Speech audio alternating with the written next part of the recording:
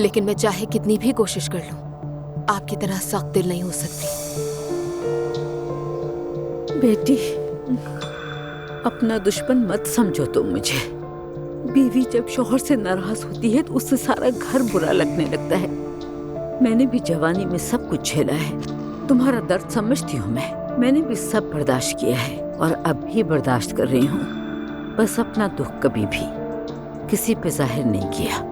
लगता है कोई खास बात हो रही है। कहीं बाबा और एलिफ का चक्कर तो नहीं चल रहा? मेरी बात याद रखो बेटी, शादी गुजारा करने का नाम है। घोंसला मादा परिंदा ही बनाती है, सब्र करना पड़ता है। जानती हूँ मुश्किल होता है, बहुत मुश्किल, लेकिन मैं तुम्हें सब्र का यूं ही नहीं कह रही हूँ बेटी। ये सब इस बच्ची की खातिर है, वरना तो सब कुछ आसान है। तुम अपनी राह पर जाओ और मैं अपनी। तुम्हें क्या लगता है कि मैंने जिंदगी आसानी से गुजारी है? मैं बर्दाश्त नहीं कर सकती। मैं क्या करूं? मेरा मिजाज नहीं है ना। मैं भी पहले ऐसे ही थी, अपने घर की सबसे लाडली बेटी थी। लेकिन जब इंसान अपना घर और खानदान बनाता है तो सब कुछ बदल जाता है। और अगर तलाक हो भी गई है तो क्या बदलेगा? दुनिया नहीं रुकेगी।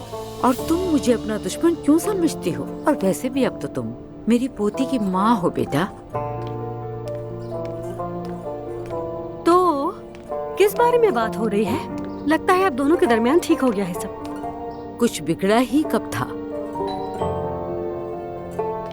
शायद मॉम आई है, मैं देखती हूँ। ठीक है बेटी। लगता है इसकी माँ ने हार मान ली। चुप रहो नायला। पर सच तो यही है। आपने मुझे फोन क्यों नहीं किया? रात के उस पहर मैं तुम्हें परेशान नहीं करना चाहता था उमर। सच कहूं तो दिल बहुत कुड़ रहा है। आप ठीक कहते हैं, मगर वो उसका शौहर भी तो है। वो और क्या करती?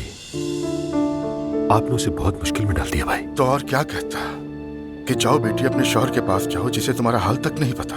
हम तो अर्तुल साहब के सामने भी शर्मिंदा हुए जब उन्होंने नूर को घर छोड़ा। तब देखते तुम हमारी हालत। एक तरफ अजलान का मसला और दूसरी तरफ ये सब कुछ। अब आप अजलान की फिक्र न करें भाई, वो पहले से बिल्कुल बदल गया है। ज़ैनब से माफी मांग ली उसने। अगर दुआ से भी सुलह कर ले तो बेहतर हो जाएगा। पता नहीं कैसे वो मुझे यूं रोंद कर चली गई। मैं कभी भी नहीं सोच सकता था कि नूर ऐसा करेगी। आप दुखी ना हो भाई, हर एक का अपना फैसला है, अपनी राह है, अपनी तकदीर है। मैं और आप इस मामले में कुछ भी नहीं कर सकते। तुम ठीक कह रहे हो, लेकिन जब बात अपनी औलाद पर आए, खैर तुम्हें और तंग नहीं करूंगा। ऐसा ना कहें भाई, मैं जहां तक कर सकता हूँ साथ देने की कोशिश कर रहा हूँ। जानता हूँ उमर, अल्लाह तुम्हें खुश रखे। बहुत शुक्रिया। अच्छा भाई, मुझे निकलना होगा अभी। चैनल जा रहा हूँ, आज जैनब की पहली शूटिंग है, मुझे उसके साथ ही होना है वहाँ। चैनल? अच्छा, वो चैनल जो एलिफ साहबा की फ्रेंड का है। हाँ, पिछले दिनों टेस्ट शूट हुआ था उनका, काफी अच्छा रहा। आप देखते हैं। लगता है ज़ैनब साहबा तुम्हारे दिलो दिमाग पे हावी हो गई। ऐसा क्यों कहा भाई? बस यूं ही उनके घर जाकर रहना, उन्हें टीवी पर आने की इजाजत देना। उमर, तुम ऐसे कभी भी नहीं थे। तुम इतने बदल जाओगे ये कभी नहीं सोचा था। सच कह रहे हैं भाई, मैं बदल गया हूँ। बस हर लम्हे को जीने की कोशिश कर रहा हूँ। जिंदगी के बाहों के साथ चल रहा हूँ। ज़ैनब से मोहब्बत करता हूँ, उसके साथ खुश हूँ और चाहता हूँ वो भी खुश रहे मेरे साथ। इंशाअल्लाह। सर, अर्तुल साहब आए हैं। अंदर बुलाओ उन्हें। अच्छा भाई, मैं भी निकलता हूँ। पहले अर्तुल साहब से मिल लूं मैं। ठीक है, मिलते हैं। खुदा हाफिज। तुम्हारे ऑफिस न आने पर फिक्रमंद हो गया था। क्या अब्दुल्ला साहब ने आपको यहां भेजा है? नहीं, मुझे लगा कुछ गड़बड़ है। फिर मुस्तफा से पूछा तो उन्होंने बताया। रूहान, तुम ये नहीं कह सकते कि मैं नहीं खेल रहा। काम पर ना आने का क्या मतलब?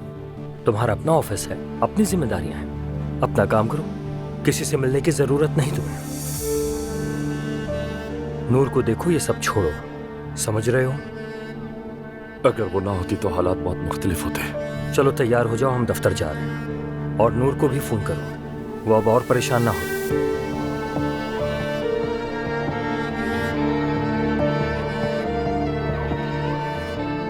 ठीक है, मैं तैयार होकर आता हूं।